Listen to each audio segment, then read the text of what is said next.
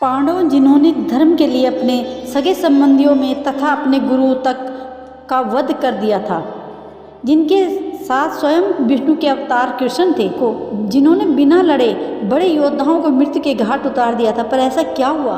अर्जुन को बलराम से बचाने के लिए हनुमान जी को गदा चलाना पड़ा। तो आइए जानते हैं।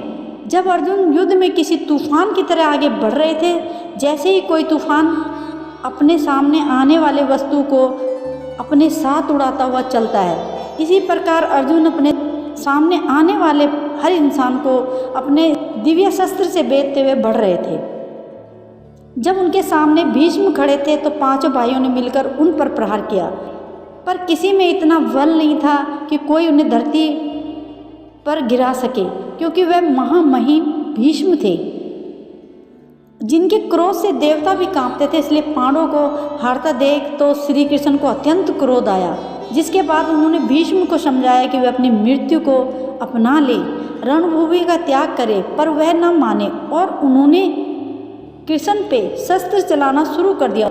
उसी के बाद कृष्ण रथ से उतरे और उन्हें मारने के लिए, पर उसी के बाद अर्जुन कृष्ण को रोकते हैं। जब वह नहीं रुकते तो अर्जुन भीष्म की तरफ जाकर कृष्ण को रोकने के लिए बाण चलाते हैं।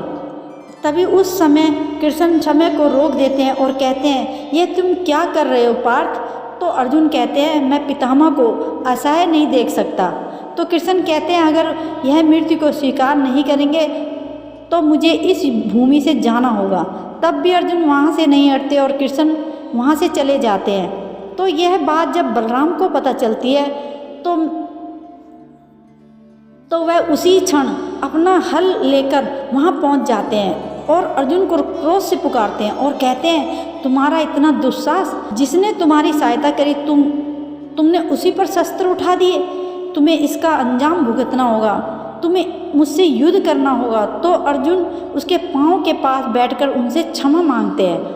तभी बलराम अपने मूसल से उनके सर पर प्रहार करने वाले होते हैं। वैसे ही बजरंगबली उस झंडे से निकलकर हवा की रफ्तार से अर्जुन के सर के आगे गदा लगा देते हैं। तो वह बलराम के प्रहार से बच जाते हैं और फिर बलराम का क्रोध और बढ़ जाता है। तभी वह अपने मूसल से बजरंगबली पर प्रहार करते हैं। तो हनुमान जी भी अपने गदे से उनके मूसल पर प्रहार करते हैं।